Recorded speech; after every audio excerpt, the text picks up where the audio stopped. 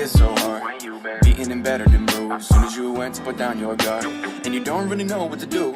And the Tito's got your trust. Cause you gave it all that you had. But enough was never enough. So no love up inside that heart. There ain't no love in my city. But you're cool as hell and I see myself now losing my shit when you're with me. And if that's all that I can ask for, then meet me there at 6 o'clock. We can forget the pain instead of picking those forgive-me-nots. You're just like me, no trust like me. Still trying to shake off the dust like me. With a past that was all too much like me. No wonder why you've gone nuts like me. Close shot like me, don't bluff like me. Open up and spill out those guts like me. Be blunt and cold to the touch, cause we know there's no such thing as a love like me. So let's go grab a couple coffee. Today is 6 o'clock and I can laugh about it with a couple coffee.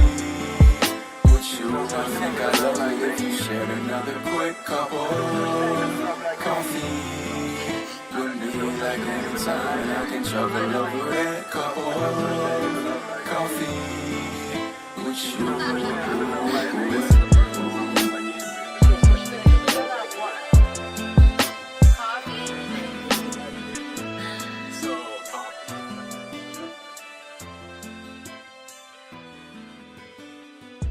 There you go. That's a thing called Coffee Shop. It's done by an artist who goes by the name of Generic, and from a place called The Bakery, THABAKERY. It's a studio in upstate New York, in Utica to be precise, which has a very interesting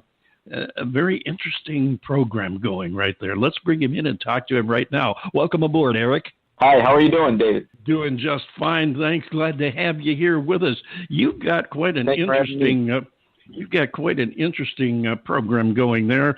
As I understand it now, your studio was designed with the local and regional artists from upstate New York in mind. Yes, absolutely. We're a full-service music production company, so we do anything from recording, tracking, recording, mixing, mastering, to video services for people, marketing, graphic design. We kind of wanted to have a little bit of A to Z covered for any up-and-coming artists that want to work with us. So that's great. To, meet their needs where we can.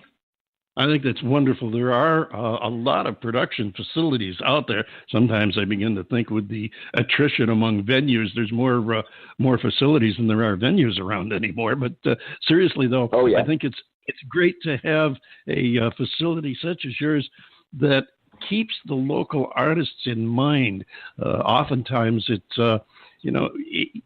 they either get into the serious production period, or there are some, unfortunately, that just get in it for the money.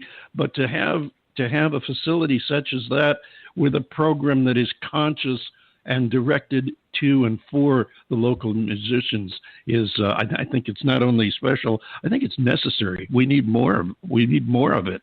Yeah, it really, I think we're doing a good job with showing startup artists, up-and-coming artists, how to kind of get their foot in the door. So if they have a smaller budget that they can't really take to a more established studio in the area, they can come to us and, start learning the basic steps that they need to start taking when they're just starting to take their music more serious to begin with, too. Well, I'm glad you went directly to that, because that was the next question I was going to ask. I was going to ask you to explain a little bit about how you do go about keying your work to and for the local artists. Now, you just touched on it. How about you expand on that and give us, maybe for example, with an artist locally that you have worked with from scratch? So our basic outline when we work with artists is, okay, we understand you might not have a budget that you can take to a bigger place right now, and you're just starting out. You might not know many of the recording techniques that it takes to, put into a song for song structure and building, say, choruses or anything like that. So we focus a lot on rap and hip-hop and pop music right now, solo artists, solo acts. And I think just in my experience, we've been doing it since April now we started. So it's been throughout the summer and now into the fall. And one hip-hop artist we've worked with, his name is Malik, and he's from a local college, SUNY Polytechnic Institute, right up the road from us. And I was networking over at SUNY, and someone mentioned him saying, oh, he raps, he makes hip-hop music, but he doesn't have a studio to go to. And this was kind of before we even, started it as a business and whatnot. And we're like, oh, well, we'll have him come in and, check the place out if he likes it. And so that was kind of the start of saying, okay, well, we can take this more serious. We can put out a product that people actually like listening to, and we can cater to different hip-hop artists and just artists in the area that need a little bit of a boost. And so he's been very happy with the work that we've done for him. It's more affordable than what he was paying because he's originally from the city, New York City. So right. it meets his needs. It allows us to grow together in terms of artist versus producer too. So it's been a good experience. Eric, this is John. I've got a question for you here. Sure. Just getting away from the business for a second, I want to concentrate on the first song that we just played, Coffee Shop. And one of the things about this program is that David very rarely will play the music for me in advance, so I get to hear it when the audience hears it, and so he can, so I can render, an honest, not preformed opinion. And my opinion is, I'm not a big hip hop fan, but I do like what you've done there. But cool. the question, oh, you're welcome. The question that I have for you is that there is a recurring theme. Da da da da da da da da da da da, and I keep hearing it over and over in the song, and I'm wondering what the influence for that was. And before you answer the question, what got to me, or the influence that I felt from it, was are you familiar with Joe Sample and the Crusaders? I'm not, no. Okay, look them up on YouTube. Joe Sample and the Crusaders. They're a band out of or jazz group out of L.A. Joe Sample sadly passed away a few years ago, but I hear a very heavy influence. This is something that particular.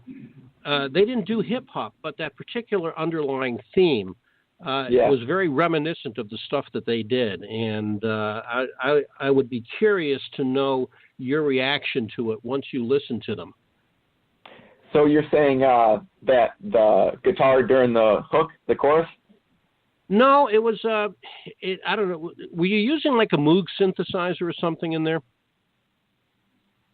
No, we were not. We actually sampled the guitar from a website that has royalty-free loops that you can use, and my okay, well that's probably it. what I was. Yeah, that's probably what I was listening to. But as I recall, it was a dun da da dun da da dun da da da da da, and and then this just struck me as being so reminiscent of the Crusaders. Now, they were really big in the late 70s and early 80s. Is there a specific song that I can look up that you're talking about? Oh, wow. Well, if you take a look at their album Street Life, the title song is not at all reminiscent of what I'm talking about, although it's a fabulous song. But the other cuts on the album, I think you'll hear what I'm talking about. But just look up the Crusaders and Street Life. I think you'll be very pleasantly surprised. Yeah. Cool. Yeah. But no, good job. Like I say, I'm not a big hip hop fan because I'm a dinosaur. I'm almost I'm in my late 60s. I'll put it to you that way. But that's not as that I enjoyed. Yeah, that I enjoyed very much. Yeah, thank you. Eric, let me ask you this.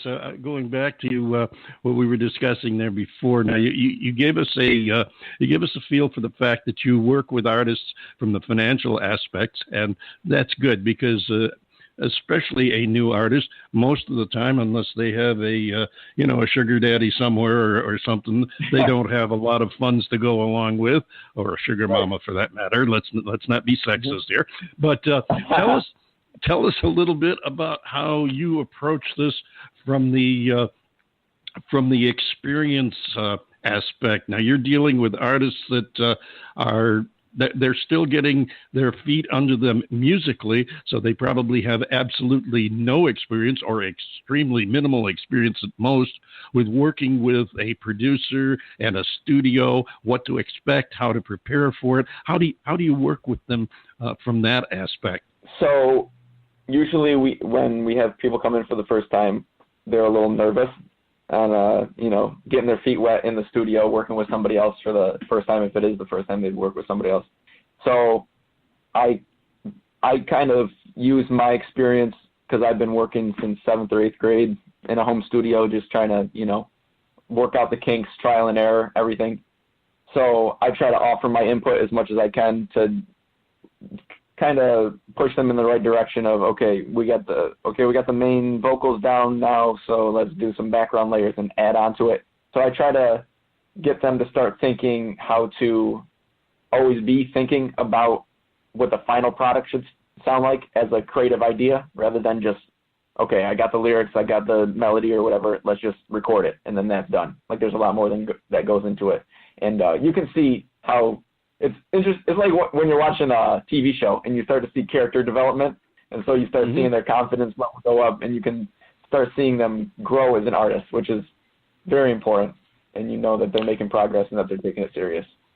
Very true, and that's an interesting thing. Basically, what you're doing is you're not only presenting them with the studio experience from both the budgeting and the actual working ethic, but you're also giving them you're giving them a crash course, if you will, in not only production but the overall where they're going musically, both from the creation of the music and the instrumentation and the mechanics that go with it. Yes, exactly. Now, about off the top of your head, when you take a new artist in for the first time, how long do you normally figure, approximate, I know each artist is different, but how much time do you figure it takes before you're ready to turn the artist loose in the recording studio? You're saying turn them loose as in, it's time to move on, or you're saying... Yeah, from the time you get them and start to work with them, shape them, educate them, and then sit them in front of the microphone and say, we're recording. I would say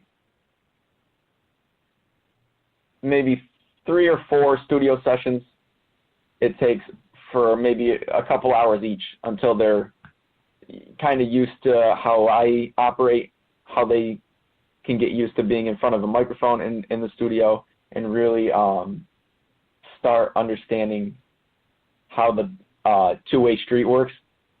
Okay. It depends with each person, because some of them have more experience on how it works, how they want their voice to sound. Some people come in and they're very experienced in recording because they've done it at their own house and they have a certain sound that they're going for, so that makes it easier for me. But if it's somebody that's brand new, and you can see how they aren't too sure what things are like at first, so I'd say 3 or 4 studio sessions before we start getting into something that wouldn't it be another way to put the question, instead of how long till you let them on their own, how long until their nerves settle down and they feel confident? Right. Yeah, that's the biggest thing, and you can see it. You can see it as a physical thing too. When they start throwing jokes back and forth, it becomes a more comfortable environment. Right.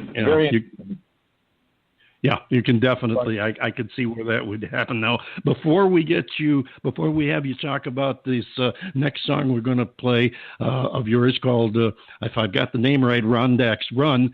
Tell us, do your plug here now. This is a chance to tell everybody how they can find you, how they contact you.